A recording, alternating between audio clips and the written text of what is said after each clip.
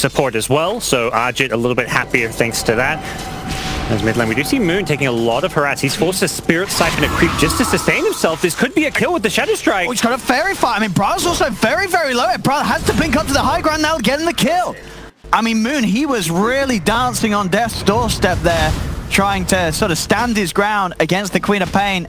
He could have easily backed off earlier, but he felt the opportunity to go aggressive. Doesn't pay off for him. Bra gets that kill in the 1v1. Back up top, Moo, chasing down Pylai. He's got the open wounds. A quick purge will remove the slow, so Pylai is able to get away.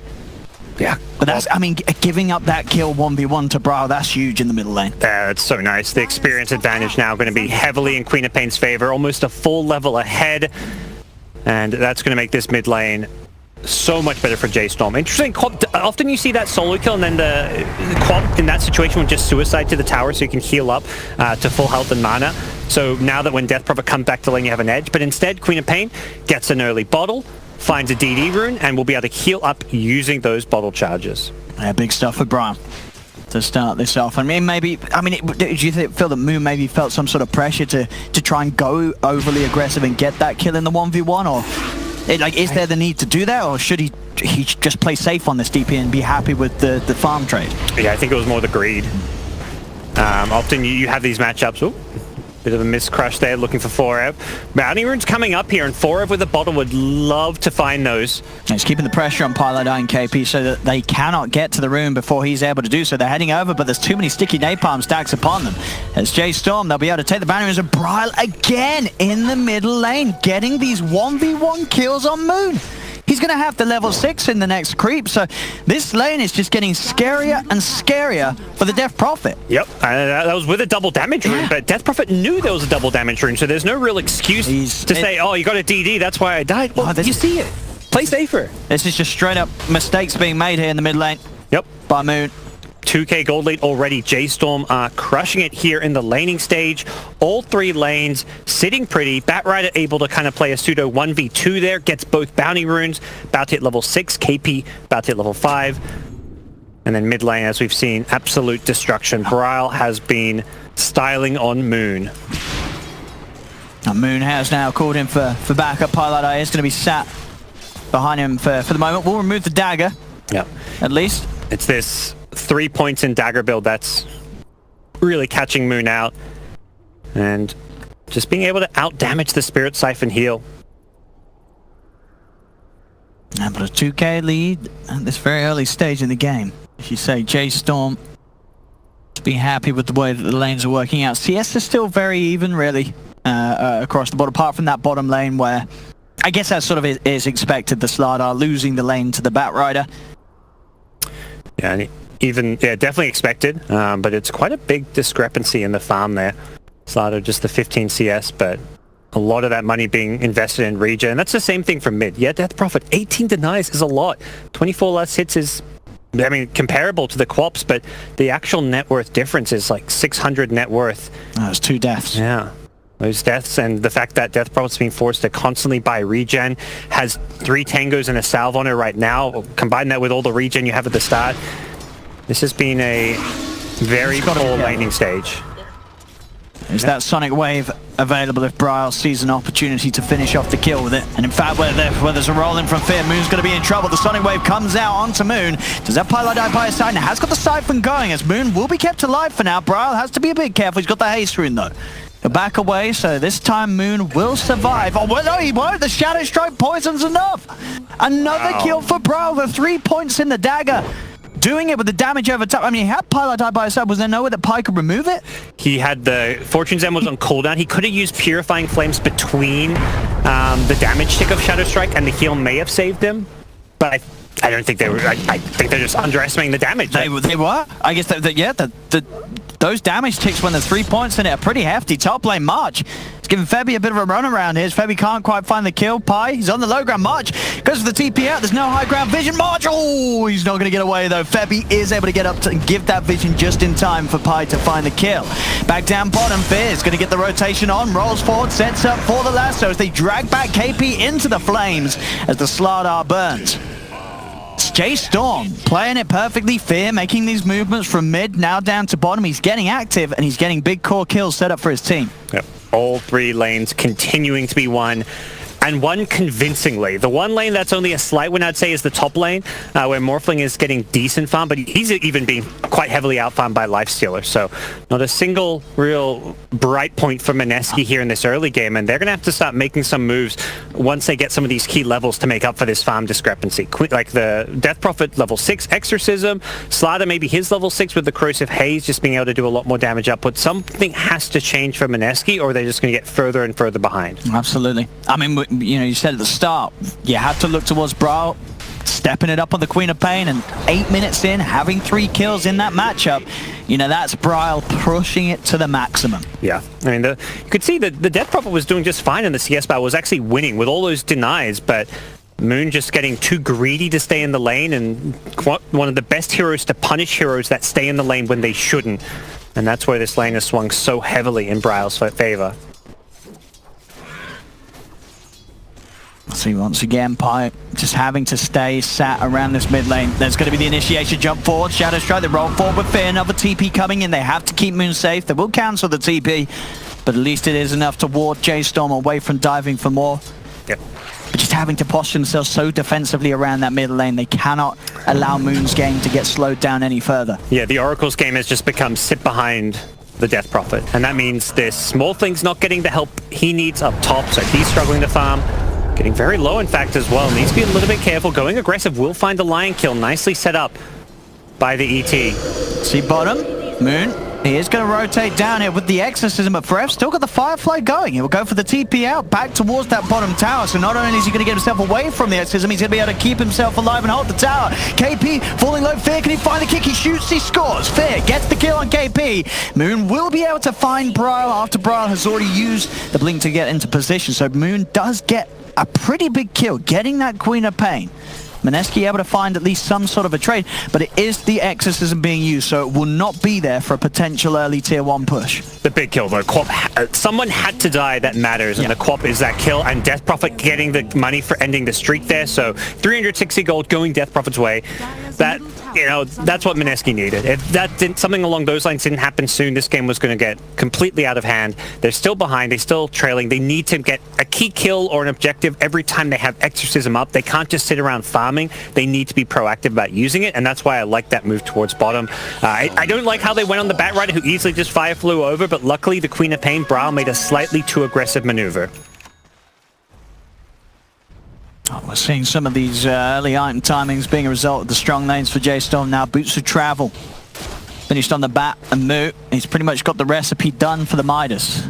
And he's already got the Gloves of Haze picked up, so that is the Midas complete at 10 minutes in for this Lifestealer. Quap working towards an Atos. Bit of an unconventional Quap item, but not an unconventional item in this meta. Probably one of the items most needing of a nerf right now. It's just so cost effective. 2.8k for plus 12 strength as well as agility, and then you get plus 20 int, and then you get the root, which cancels TP. Something that, you know, heroes who struggle to get these kills because people TP away, like Quap, Razor, Viper, love this Atos because of that, and it just feels like it's too value for its price point. But Brawl taking advantage of it on the Queen of Pain, and well, a bit of a new item build coming out, so. See up top, J-Storm, ready to dive in with that boost of travel. Forev's got the movement speed to easily get in and on top of the Elder Titan as Febby falls. It also gets some damage here onto Arjit. Arjit does turn into the Bat himself, starts to turn with the own Firefly. Some fire on fire action as everything's in flames here in this top lane, but Arjit will be able to get out. Yep. And made sure that he took all that damage in the Batrider form, so he's full health on that Morphling. And with this Morbid Mask, this really suggests he is going to be playing a very farm-centric style of Morphling. Wants to be able to jungle, wants to be able to farm Ancients, and doesn't want to be able to, you know, get himself low. When you're playing against heroes like Lion and Quap, you need to be farming jungle on full health, because if you're at half health, yeah, you're fine to jungle, but if there's an Invis Quap, or if there's a smoke gank from a Lion, one finger of death and you're just instantly dead. Looks like we have some Fear. Well, needs to get himself back in before we get back on.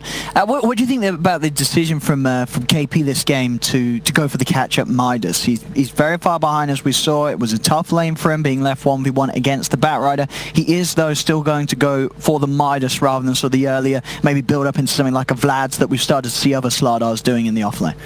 Yeah, I think it's makes sense given that he's the only one getting Midas right now for one thing. Sure. And the pace of the game is that no one on his team is really coming online quickly. So if you go for an early fighting item, you don't have anyone to play around, and that's why we've seen a lot of these heroes stray away from getting, you know, the fast blinks. There are other items like you mentioned, the Vlads or like a drums or something that could make a bit of sense, but if you go for these early game items and you're ready to fight but no one in your team is, you just feel like, well, why'd I buy this? And that's where Midas, you're playing from behind, you're going to be looking to catch up as a team.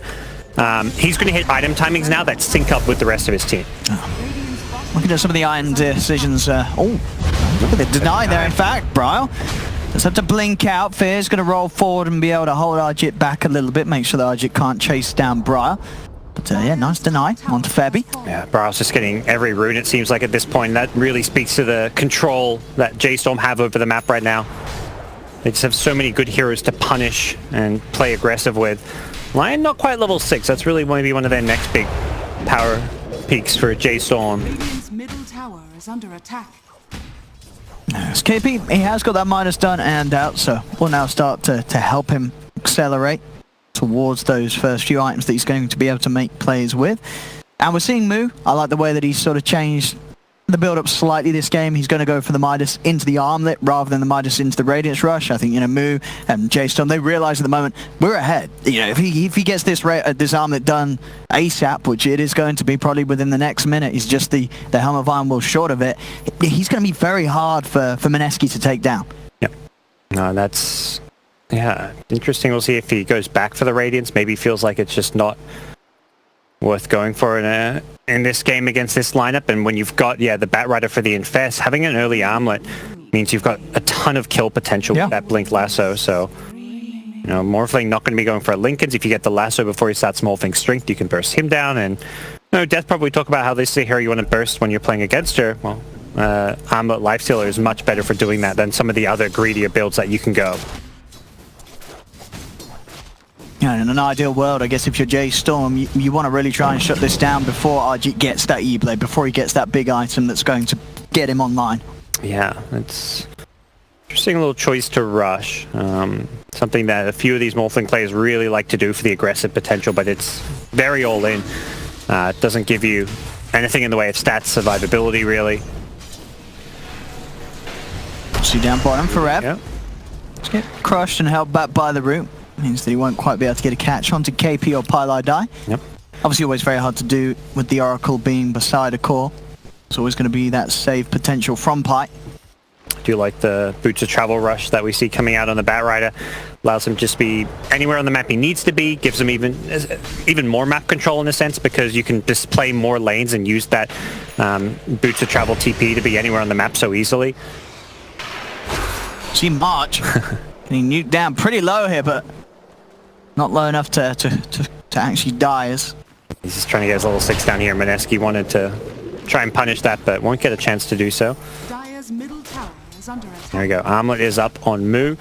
Only the 2 points in the Rage, so doesn't quite have that maximum kill potential. Still gets decent attack speed out of the Rage, but the level 4 Rage is really what you want before you go for those Infest ganks. March this time does get nuked down by Pylai Die.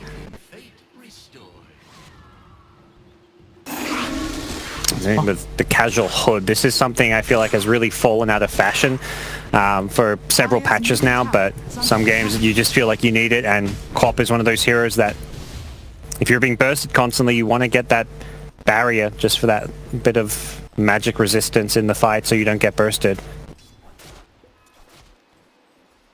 Bryle. That Sonic Wave for the ready. They are eyeing up top lane. Arjit very hard to jump on though, will almost certainly get the chance to start shifting into strength. Yep.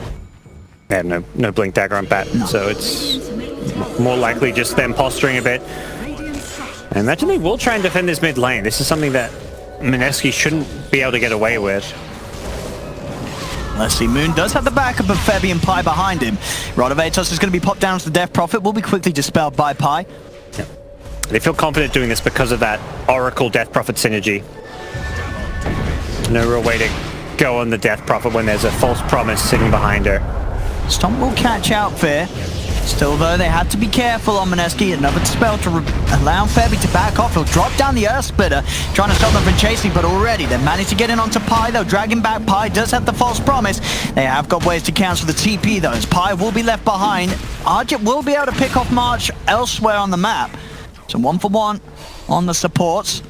That was, of course, Mineski's use of the exorcism, and as you say, J-Storm more than able to successfully defend the tower. Now, in fact, the Death Prophet in trouble. Pylai is not around, of course. He's dead. So there isn't that defensive potential from the supports. They cannot save Moon, as he stands a little too far forward in the game whilst the Oracle wasn't alive, ready to support him.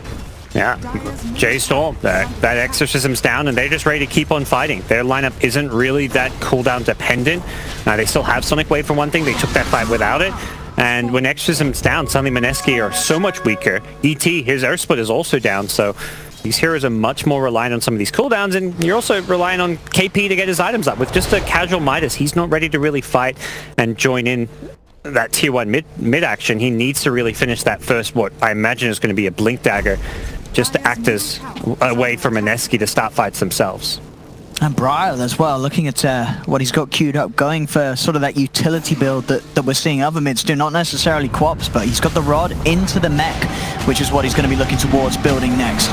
Yep. Greaves will be very nice to remove these silences such as that from the Death Prophet. And talking about the DP, she's getting gone on in the mid lane. And once again, Moon dying here to the aggression of J-Storm. They've got the slow onto Febby. Febby's heading up to the high ground, does have Argit by his side, but Fear rolls in. Febby does get the stomp off onto the two of them. And with Argit here, they can look to take some of these kills. The Earth Splitter is out upon them. Brile has got the blink available, but they have lost Fear. Mineski will be able to find a kill return, but they keep losing Moon. Moon, he's dying a lot this game, not having one of his strongest showings this match on the Death Prophet. And Death Prophet's always been one of those heroes you don't want to fall behind on, because once you're falling behind, it means you're just squishing a team fight. It's a little bit more okay because of the existence of Oracle. Oh, Blink Dagger revealed. They're going to catch KP. March trying to get some mana built up as he'll sucks it out of the starter, but Febby's there with the stomp off onto March. March surrounded by the two of them. In fact, March is going to be the first to pop. They do get the kill onto KP, and with Moon rotating in, open wounds slowing down Febby. They'll take the trade 2-for-1, J-Storm. When you mentioned Moo's last game on Lifestealer, how well he performed, it's a similar thing here. He is just farming well ahead of the pack, almost 10k net worth already. Yeah, look at that. He's so close to the relic. Yeah. This Morphling's also been free farming pretty well. Argit's, since dying at level 1, he is 4-0-2. He's hitting a lot of creeps, but it's the Lifestealer with this Midas just farming that little bit better, and also getting a lot of kills as well for him and his team. So top for Ebb. He's hunting a Moon. Poor old Moon found out again, and Moon being the one to claim the kill. That's another death on the Death Prophet, just getting caught out of position time and time again, Moon. Yeah, he respawns. He's like, okay, I can't go to lane. It's dangerous. Let's go try farm somewhere in the jungle where it's safe. But there's good radiant vision around this top side of the map, the lane ward. There's the ward on top of that hill as well around the mid lane. So it's hard to kind of go about your business farming undetected. And J-Storm, Boots of Travel Batrider, very mobile on the map. He's able to just go wherever there's creeps or a tower and just hunts Moon down time and time again. J-Storm keeping control of this 5k lead. So much pressure now on Argit's Morphling to do something spectacular. If Mineski can at least slow down the game, get to the point where he's going to have at least that first and then second item to be able to turn and fight head to head against the Lifestealer, see the opportunity to blow up heroes with the combo. Well and truly will be a Morphling versus the world kind of scenario, though. The Slaughter is kind of pseudo keeping up with the help of the Midas, but that's a lot of sunk gold in an item that doesn't really allow him to be that much scary in a team fight. Death Prophet is just feeling like a bit of a non-factor at this point with how underfarmed Moon is, so Exorcism is still something to be a little bit fearful of in a fight, particularly if Pylai can prevent Moon from getting bursted with the false promise, but it's very difficult because of the mobility of a Blink Batrider, a Blink Queen of Pain. There's going to be an infested Lifestealer, so they can very easily get on top of the supports in the back line. Positioning is going to be very difficult for Pylai and Febby. Now look at Argit's build as well. Why do you think he just decided to change his mind? As we saw earlier, did have the E-Blade rush queued up for the longest of times, but he's now gone back for the Manta first instead, playing more defensive. The E-Blade build doesn't really do much against Lifestealer, and I think he's realized he's going to be the guy that basically 1v5s. He is the only core that's going to scale, so he needs to scale in a way that matches up against all of J-Storm's heroes, rather than, you know, the E-Blade build is about picking off supports. He needs to do more than pick off supports as this game goes on. Now we see down bottom, Mineski. We do have the 5 of them here. They're trying to fight into J-Storm, but it's around the shrine, and already they've got the lasso, controlling of the Death Prophet. Can they kill him back at the bat in time? They can. They've managed to kill off the Bat Rider. Mineski now chasing for more. They get the jump forward. Stun from March. Holds back 3 of them. Let's see if they can dive past the tower and go for March with jump forward from Archit. Nice styling. As he goes in, changing into the Queen of Pain form to get that blink, close the gap. Mineski get 2 kills and will be able to claim the tier 2 tower, being able to get back together as a group and take these kills and objectives around the Exorcism. That's the thing, you still have to respect the team fight of Mineski, and on top of that, Lifestealer was about 100 gold short of Radiance for that fight. It wouldn't have necessarily changed the outcome, but it would give him a decent amount more damage output. He jumps on top of the Oracle there and then forces that self-false promise, which is like a good way to take a fight. If you force Oracle to use ultimate on himself, then suddenly you can go for the Death Prophet or these other targets, but Death Prophet was already having the Exorcism out, wasn't really in a position where there was much threat of being bursted, and Mineski just able to take a really good fight as 5. Now J-Storm, now with that in mind, that they know that the Exorcism's been down and used, they're going to go and try and strike back as hard as possible. With this smoke up, see if they can find any of these big targets. Arjit will show to start hitting the creeps in the middle lane. But he's dragging them back past the tier 2 tower, so it's a bit of a deep position for them to try and get to. March on the side though. Look at the Hex opening onto Pylite Eye. They'll find the Oracle. As Pi will fall, that's something. Still moves, staying inside for Rev. TP's coming back as Mineski are being able to find quite a bit from the half of J-Storm's map, but KP pays with his life for it. Yeah, they're just trying to farm in the safest places possible, which is kind of the enemy side of the map, where they feel like, you know, we did have some vision there that now gets de-warden, and unfortunately for them, J-Storm were just a bit wary of it. But you've got to play keep away when the Exorcism is down, and J-Storm, credit to them, they did a good job of picking apart Mineski, who, you know, are not able to entirely deny all this J-Storm vision, which kind of scouts them out a bit on the map. So Arjit with the Skadi queued up next, gonna go kind of more all in on this right-click build, which, as I said, makes a bit more sense against the Lifestealer matchup that he's playing into. Imagine we'll see a BKB eventually. You don't want to rush it by any means. As a team, you're not looking to constantly fight. Yeah, you'll take a 5v5 when Exorcism's up, but you're looking at Morphling getting BKB as a 3rd, maybe 4th item, ideally, where you hit that late game power spike of Morphling, and that's when you want to get that BKB. Now you're still in kind of more defensive mode. Looking up towards Fear, mid lane, they got the jump in with KP. Fear's able to roll away though before Arjit's able to close the gap. J-Storm will back off from that attempted initiation from Mineski. Tier 1 tower, of course, still standing in the middle lane for J-Storm. So Mineski can't dive any further in an attempt to get that fight going. Yeah, even though they have Exorcism, I don't think they're going to... You don't really just want to 5-man down a lane. That's not the way to play this game for Mineski. You have to be a bit more efficient, you know, farm as much as the map as possible, and try to take a fight.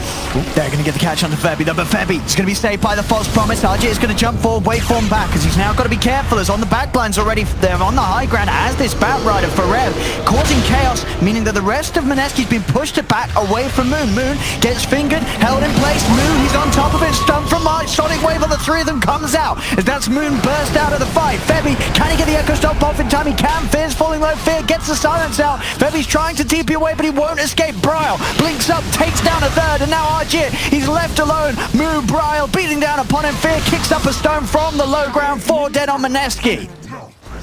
Wow, somehow Fear survives through all of that on a sliver of health. The Guardian Greaves aura, the most underrated part about the item, plus 15 armor and all that health regen. That armor saves him from the Morphling right clicks, which otherwise would have killed him. And straight into the Roshan. That's the big team fight Mineski where they use their ultimates. Unfortunately, it was way too reactionary. They're using False Promise on an ET that's already been jumped, and from there, they're just scrambling around. Death Prophet gets caught kind of alone, has a defensive Yules with some Spirit Siphon heals, but it's just not enough. When there's all the burst from J-Storm with the Sonic Wave and everything else on top, they can bring down Death Prophet if False Promise has been used elsewhere, and that's the key thing for these fights. No, I mean, we're seeing every time sort of the way that Forev on the bat, and And Fear on the Earth Spirit are just starting the chaos. They go for those back lines. They just separate it up. So Mineski, as you said, they just can't be in position to make those crucial saves happen on the core heroes. They have to just sort of prematurely react to the way that J-Storm's running at them. Yep. They get all 4 bounty runes and go for another smoke. They could have killed Roshan there. I think it's not efficient. There's some scenarios where it's actually, yeah, you can kill Roshan, but it takes so long. And if you don't get bounty runes or just you give your opponents time to farm, it's not really worth it. They know this is when Exorcism on cooldown. You're better off fighting with Exorcism down than Roshing. Oh, he's lucky that they didn't hunt any further there. They may see him soon, though. If he thinks they're in the Roshan pit, they will go back now for Roshan. They were really hoping to get a big kill there. I do like that they didn't just, waste that window going for Rosh right away. They tried to make a bigger play that could have just won them the game. But it doesn't work, and, well, Rosh is still there waiting for them. That's the thing. It's not like this window where you have to take Rosh or you don't get it. You're going to get Rosh regardless. There we go. Aegis on Mu now. As this life stealer just becoming more and more unkillable. As they have very little ways now to truly deal with him. Sure, as we say, they can sort of get the corrosive haze down on him, but because of how far ahead Mu is, there's no firepower really at the moment on Mineski's lineup. Their cores are just so far behind in comparison. Only Arjit is sort of catching up to the pace that Brail's been able to farm at, but you look at the difference between the Morph and the Lifestealer, and it's just not even close at 26 minutes in. J-Storm are just so far ahead. Yeah, it's going to be a long time, I feel like, before they can deal with this Lifestealer.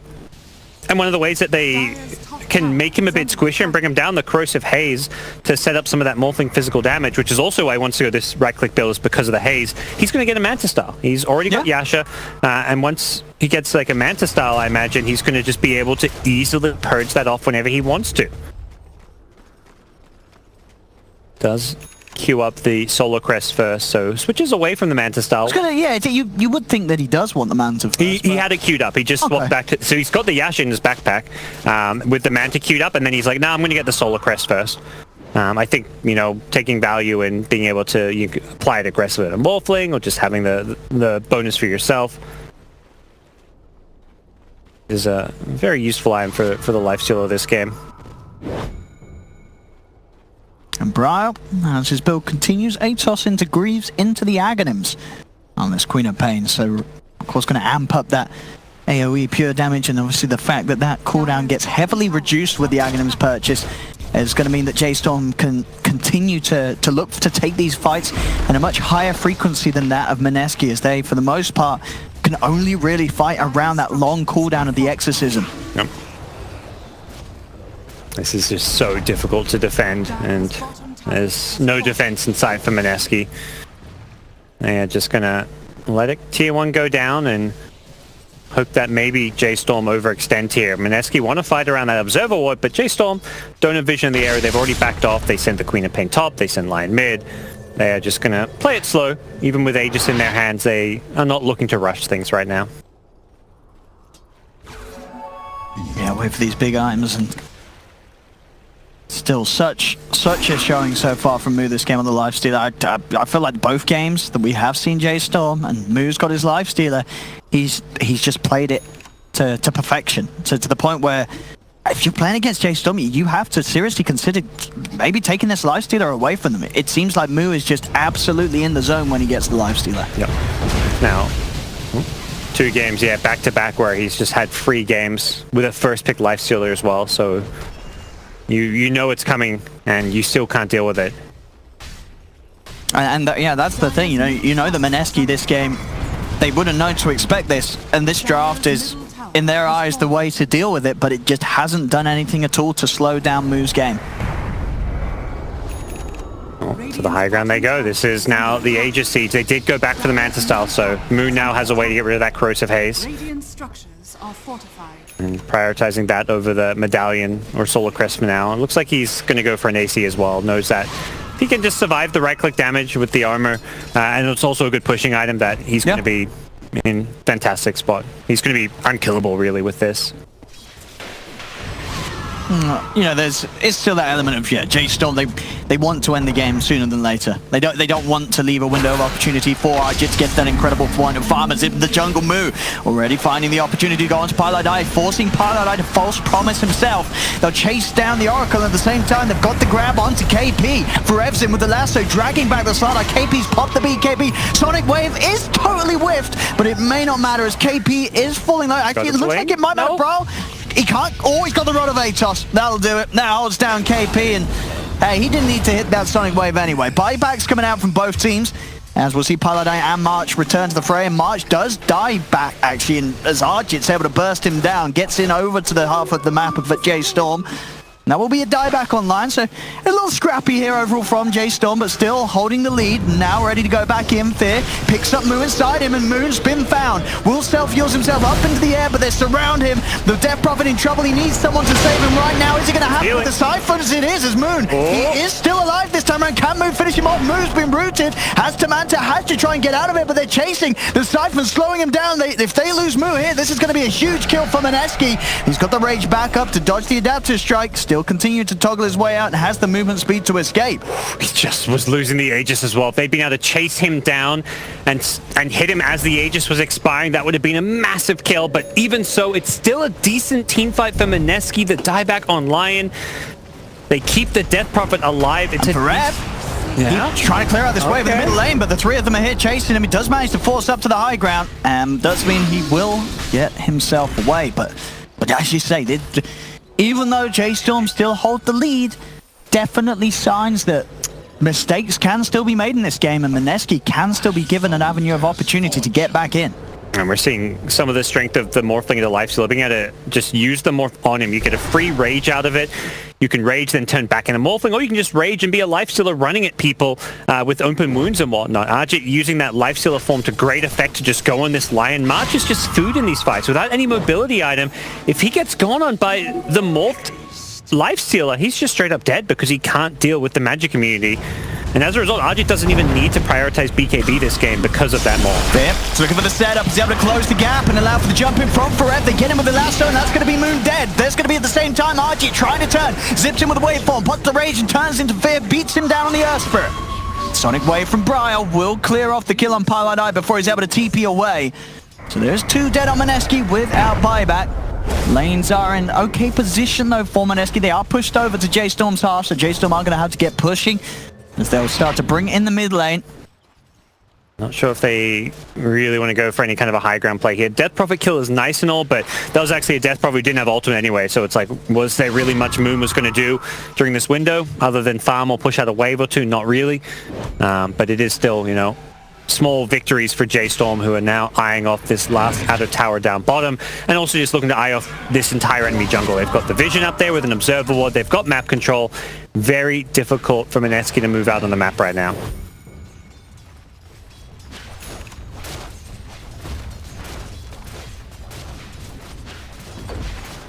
Oh, let's see Mineski. The next hold has to be a big one. They've got the ults ready. Maybe we'll see if they focus around contesting the next Roshan, for example. Morphling does walk in and get the steal. He's just trying to pretty much spend as much time with the Lifesteal and Morph up as possible. Got the plus 20-second Morph duration. And it's going to be... Oh. He's able to frontline. He's not really afraid of getting picked off because of this. He's tanky enough that even if he gets, you know, lassoed or... I mean, the Lion can't really go on him because he doesn't have a Blink Dagger. And see Mineski feel like they may be able to make a play here. They smoke up from the high ground. Don't know if they meant to smoke the Morphling as well with them. They may have wanted to show him so that he can just push out some lanes. But even so, this could catch Jay Storm by surprise. He's picked into this. Oh, no. They've got the jump force straight away. They get the crush off. Can Bro get himself away from this one? He has got the grease ready to pop, but the bashes come out. Bro is dead. At the same time, they'll jump in on the backlines, get die. It's 1-for-1 at the moment. Arjit's able to burst down March. The Shadow Strike dagger is out onto Arjit, but he turns into the Lifestealer. Silence onto Brile. They're chasing down this quad. Brile, he brought back for this, and he's going to die. That's a die back on the Queen of Pain. Mineski pulling it together. Arjit continuing to pick up these kills. The game getting to a point where Arjit's Morphling is seemingly enough to to carry strong against J-Storm's cores. Yeah, this Rage is just so effective. He's able to get rid of the Shadow Strike, the Spirit Vessel, all this Dispel coming out from getting used to Rage. And with X'em up, they really want this Roshan. Mineski, if they can get this Aegis for themselves. Oh, this is going to be huge. The beginning of the turnaround here. J-Storm want to at least go for a steal. Batrider He's going to try, he's going in, but already Archit's picked up the Aegis. They'll be able to send Forever up into the skies. We'll be able to force Staff out of the pit. But an unsuccessful attempt there from Forever to steal any of the action.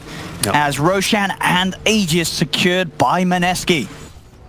Will be J-Storm at least getting some bounty runes, so they'll get all 4 it looks like, which is a decent chunk of gold. About a 400 gold per bounty rune, so 1600 gold picked up for J-Storm. KP setting up for another catch. There's the follow-up from Febby. Spurring the stomps down onto March, but they're going to jump in with Forever. They're going to try and do their best to protect the line, as it seems. Elsewhere, Mood does kill off Pylai Die, and with that play from Forever, March will be able to get out of there. It's back towards mid lane Arjit. He's able to wave form away, has the Firefly as well to help himself escape, and he's got a lot of money on the Morphling. Yeah. 5.5k is queuing up the Butterfly, continuing to just go for the I've got to carry my team build this game. Getting those right-click items, the Skadi, the Manta, the Butterfly, everything required, so he can beat down this Lifestealer. Yep. He's at some point going to have to go head-to-head with Lifestealer, and he's going to win that battle because Lifestealer doesn't want to go MKB or anything. The issue is he needs to be the one killing everyone. It's not just the Lifestealer. He's the one killing the supports in the fights. He's the one that needs to be there, provide the damage to burst the Queen of Pain. His team are just still kind of playing from behind. Death Prophet has managed to get a couple of items up with the Pipe Yules and Solar Crest, so if that Solar Crest can be used offensively on Lifestealer when he's not Rage, for example, it's pretty nice. But it's still a bit of, I feel like, unconventional item because the active component of this item isn't amazing on the Death Prophet, but he can also chuck it on the Morphling, and that's what I imagine is maybe his idea is that, okay, I'm not carrying these fights, Morphling is, let's just chuck the Solar Crest on him for that bonus attack speed. Well, it actually looks like Archie is still deciding what, because I say he had the Butterfly queued up, but now he's gone to okay, queued up at the same time. Now he does go back and purchase the full Butterfly, so there I have it. Arjit now offering a hefty amount of right-click in these fights. Yeah, I like this more than Satanic. He needs to do damage. He's staying alive fine. Satanic is great in these games where the status resistance is super value and you're not going to die with it, but he can die with it if he's in like a 1v5. And that's where in a team fight, he doesn't need it because he's not the target. J-Storm's going on the Oracle first, the ET. They want to go in the supports and they want to blow up the Death Prophet. They pretty much have to ignore Arjit and hope that he only kills 1 or 2 heroes. That's how J-Storm take these fights. He's pretty terrifying, this Morph now. He really is, as they'll take a tier 2 tower, Mineski. They're down 10k gold, but they're the ones poking at high ground here, Owen. Done so much so far to turn this one around, Mineski. As for the longest of times this game, it has been J-Storm riding the lead, but for the last 10 minutes, I feel that lead just hasn't changed. It's been stuck at that 10k advantage. Mineski have managed to slow down the lead that J-Storm got so early on in this game. And now the Morphling is definitely a massive issue for J-Storm. He hits so fast with all this attack speed. The Solar Crest, the Rage, he's such a force in the front lines, but unfortunately at some point the split push is going to force him back, and that's what Fear's done. He almost gets the tier 3 tower, and wait, no, they cancel their TPs. They're going to stick it in mid lane. Okay. So they won't be able to get back, but no one is... But yeah, the J-Storm are all back themselves. The Sonic Wave is clearing out the waves. They can't push high ground. This Ag Sonic Wave just being used to buy time here. Having Sonic Wave on a 35-second cooldown. He will be caught out on the retreat. Yeah, it's so hard to push. The Sonic Wave being able to one-shot creep waves. Yeah, every single wave pretty much. Yeah, that's the thing. It's a creep wave comes every 30 seconds. He's just got to wait 4 or 5 seconds and no push for you. So they lose a tier 3 tower top in the end. Mineski misjudging the situation. I think just not... it's one of those things, you don't play against Corp very much. This is an unpicked hero, and you kind of forget, like, I think in that scenario, they're probably like, okay, she's Sonic Wave 1 wave, we'll just push with the next wave. That's why they stuck around, and then, well, the next wave also got Sonic Wave. I mean, you don't play against Quap much, you don't play against an Aghanim's Quap pretty much ever. It's not, not the build that we've been seeing in pro games. But Bryle, he's certainly been making a good case for it this match, 6-3 and 10. Yeah, they're going to need pickoffs to break high ground. Ideally on a Queen of Pain, but even someone like a Batrider could be nice. You need to put yourself in a situation where you can have a numbers advantage. quick pause coming out. This Oracle's having such a tough time. It's so hard to position in team fights that Pilot Eye has been on the receiving end of most of the aggression from J-Storm at the start of these fights. Does have a GPM talent at level 15. Definitely one of the, I think, recurring themes in a lot of these popular meta supports is these GPM talents. It feels so nice. Suddenly, you know, you hit this mid-game as a support and you're suddenly getting an item. You know, if you're a support without GPM talent, at 30-40 minutes in, you just can't finish an item a lot of the time. That's Lion right now. Lion has that level 15 GPM talent, but he hasn't hit level 15 yet. He gets there now. So this Lion has had 4 stuff queued up for like 20 plus minutes. He's only going to finish it because he has a GPM talent. The dream's going to be made a reality. Yeah, with that 150. And that's Oracle as well, able to hopefully complete an item to try stay alive in these fights. A 4-staff, a Glimmer Cape, whatever it may be. But these fights for Mineski, with an Aegis would be nice to take one, but unfortunately for them, they just don't find the opening to do so, and they're going to be forced back. And they keep this game alive, though. This late game Morphling is definitely a bit of a threat. Arjit just taking towers with ease.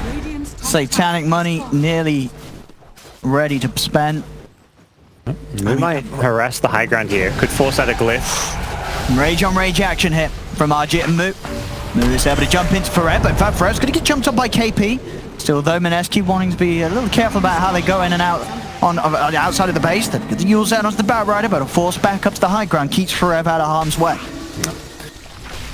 A little bit dicey there with the double damage on Lifestealer, but they managed to hold just fine.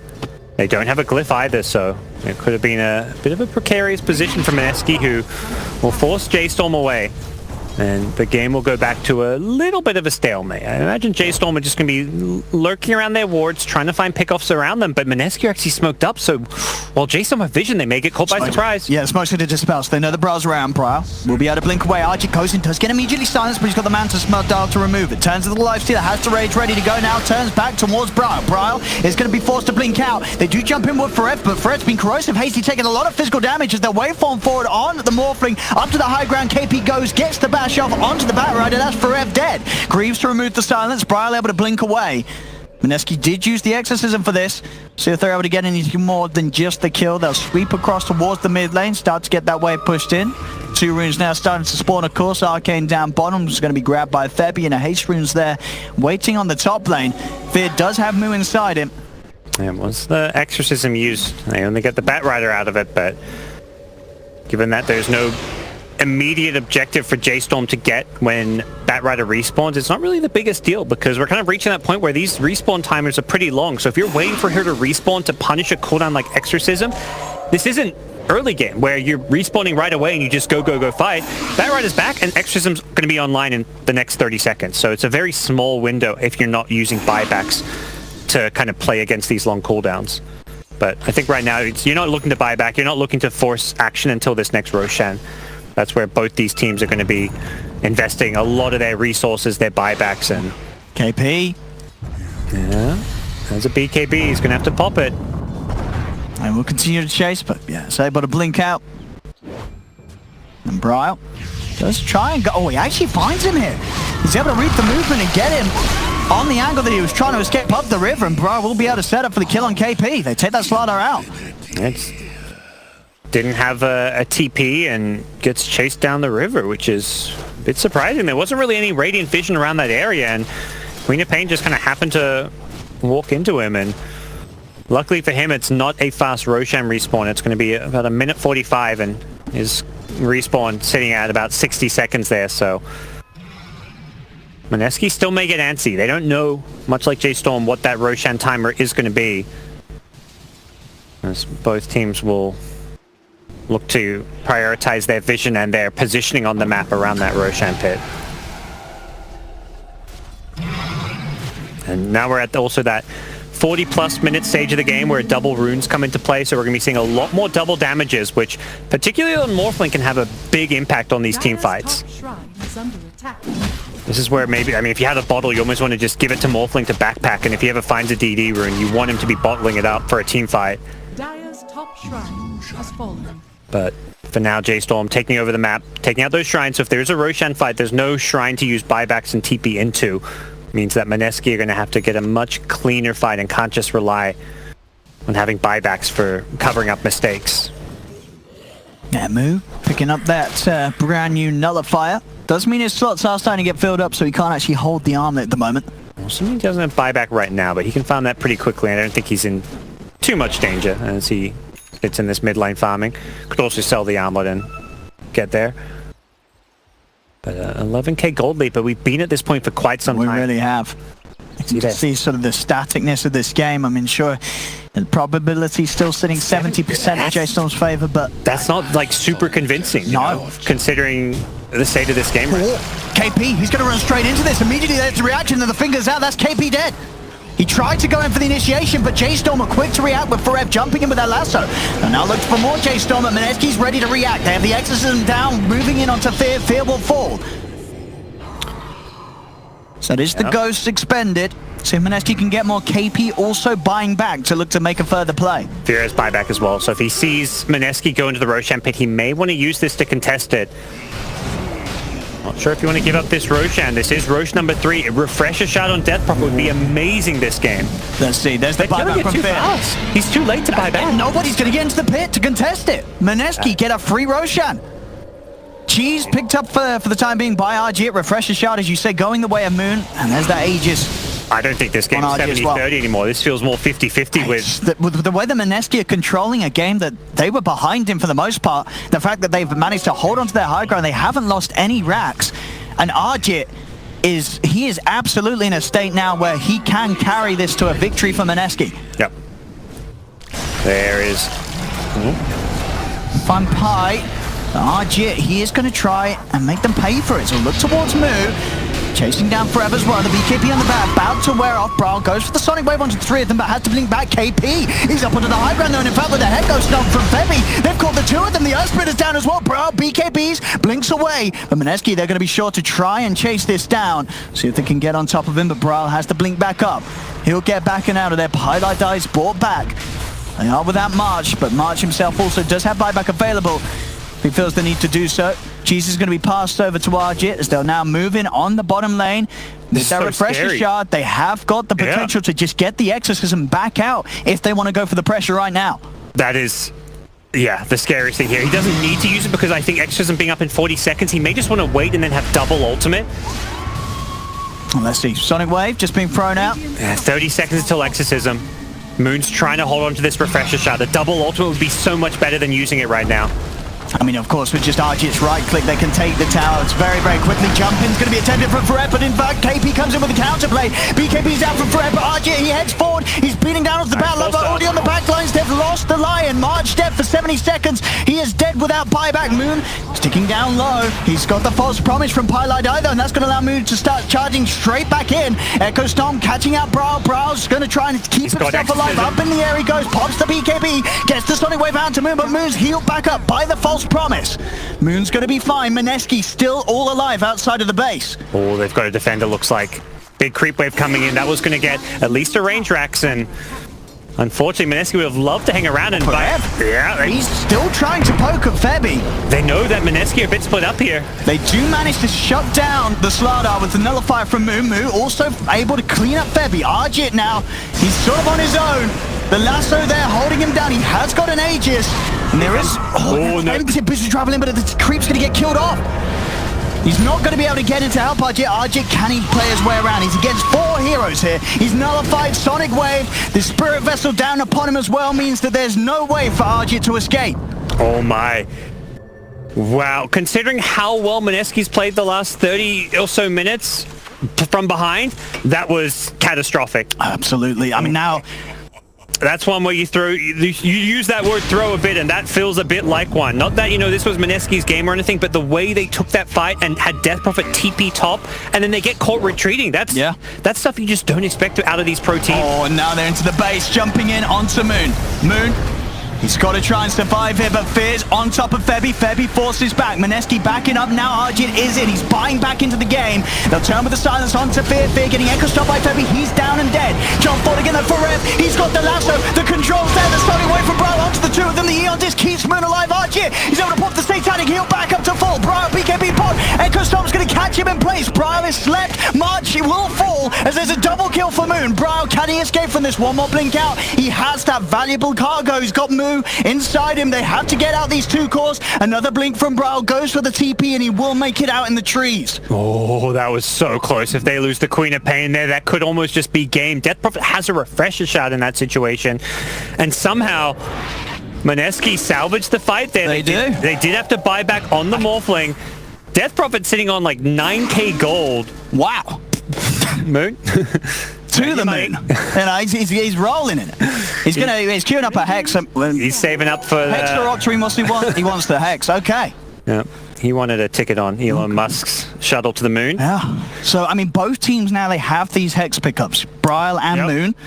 And we saw Morphling so close to going down that fight. He was on about 300, 400 health when he pops the Manta, then Satanic heals himself back up. That was such a dicey situation. If he dies, game over. Oh, he has no buyback. This game is so close to ending, but which way, it's impossible to tell. Interesting the Queen of Pain went for the Lincolns, the 15-second spell block. It is a very strong talent, but the Fear is also like an extra disable. See, and take another look at this fight here and just see how close the Morphling was to going down here. Arjit, playing very aggressive in the front lines. Because they get that lasso. Yeah.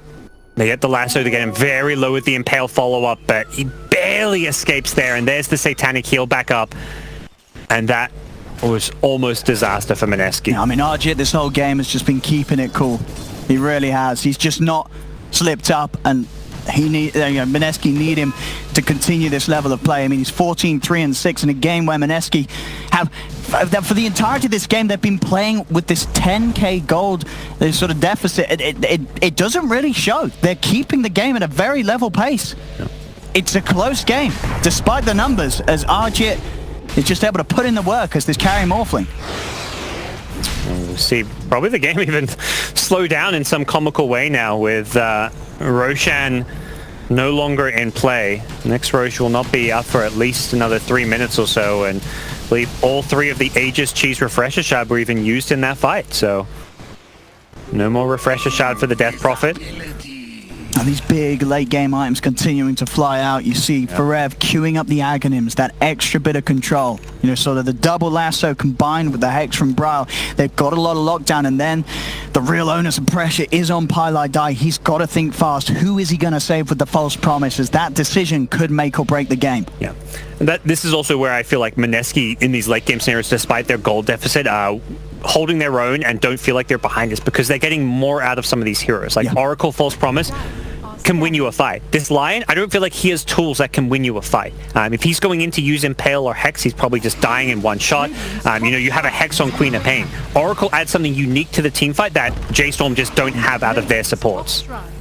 See Arjit taking objectives, the backup behind him, making it very hard for Mineski to make a play. They don't want to initiate on this Morphling. They know that whatever they throw at Arjit will instantly be taken off by the backup of Pylai Dai. Yeah. Importantly, there's a slight buyback advantage for J-Storm. Their two carries have buyback while Mineski have it on just one. He's going to look for the backlines, gets the jump in, they manage to find out Febby, jump forward as well, but the false promise is there. It's going to be used on Febby to save him. Pylai Dai will fall. They manage to get Arjit as well. Arjit's dead without buyback for 2 minutes. J-Storm finally the big kills. They'll get a third move with the double kill onto Febby as Febby will fall. Run, little piggy, run. There's no escape for Moon as he's surrounded as well. The Eon Disc will get procced. He's got a fair bit of movement speed, but they'll chase him to the end of the earth here as J-Storm looking to team wipe Mineski, and they'll get it. Everybody dead on Mineski.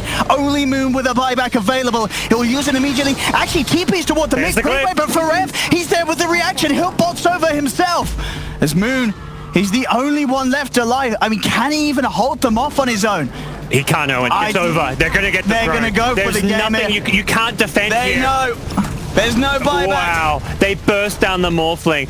March heard me saying, there's not much a Lion can do in a teamfight compared to Oracle. He's like, watch this. Blink, Hex. He gets the lockdown they need on the Morphling. Morphling doesn't get the false promise. It's the way that we saw J-Storm win all those early game fights. And Moon, he'll try one last ditch attempt. He bought a refresher orb to pop another exorcism. He'll head in. He's trying to keep them off the edge, but J-Storm focused the game. GG is called. And in a long one, J-Storm are finally able to shut it down. But I mean, they certainly